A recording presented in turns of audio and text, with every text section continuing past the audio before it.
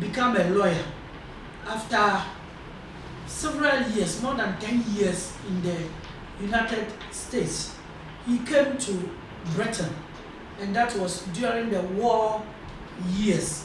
He came to Britain, where he met some friends, African students like Jomo Kenyatta, Hastings Kamuzu Banda.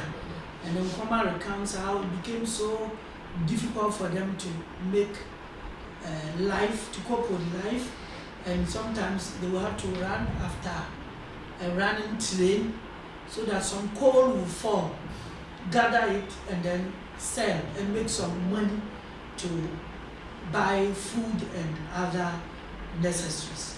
And then Nkrumah also says that they couldn't even get a place to lay their heads, because anytime they saw a rental notice and they called, they formed, immediately they heard their voices as black people.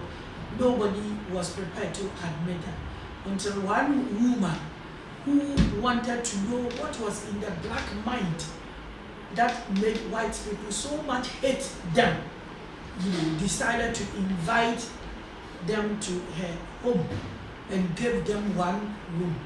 And the woman herself recounted that of these were 3 or 4 students. They were happy to have been offered the accommodation, but one of them was jumping and dancing as if he was possessed. And later she found that that was the man, Kwame Nkrumah. And Nkrumah so much thanked the woman that he made himself a teacher to one of the woman's children. And the first time he met her to teach her, the young girl thought that blacks were animals or something. So when he saw Nkrumah starting to speak and to speak English and intelligently to her, her remark was, "Mommy, it speaks. It speaks." And the woman came to apologize to Kwame Nkrumah, but Nkrumah didn't bother. And they formed a very good relationship, such that many years later, when Nkrumah won independence, he invited the former landlady and her children, including that small girl, to Ghana's independence ceremony.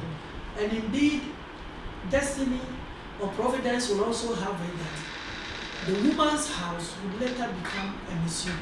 The only house in Europe where about 4 African heads of state had ever been accommodated at the same time, because they were African students. They all came back to become first presidents of their respective countries. So unknown to the woman, she was actually making history.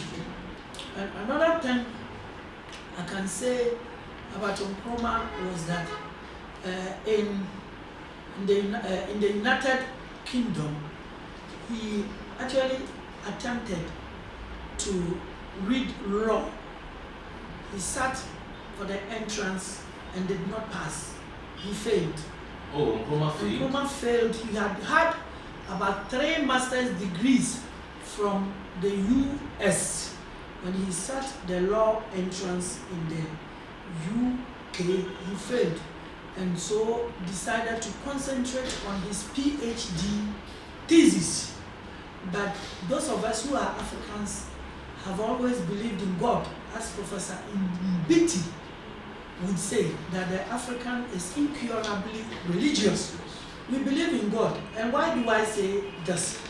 If Nkrumah had passed the law exam, the 3-4 years he had stayed in the US and had been in the UK and had been called to the bar, upon his return to the Gold Coast, he would have found himself as busy as all his peers, like Nkrumah and Akwaje and all others.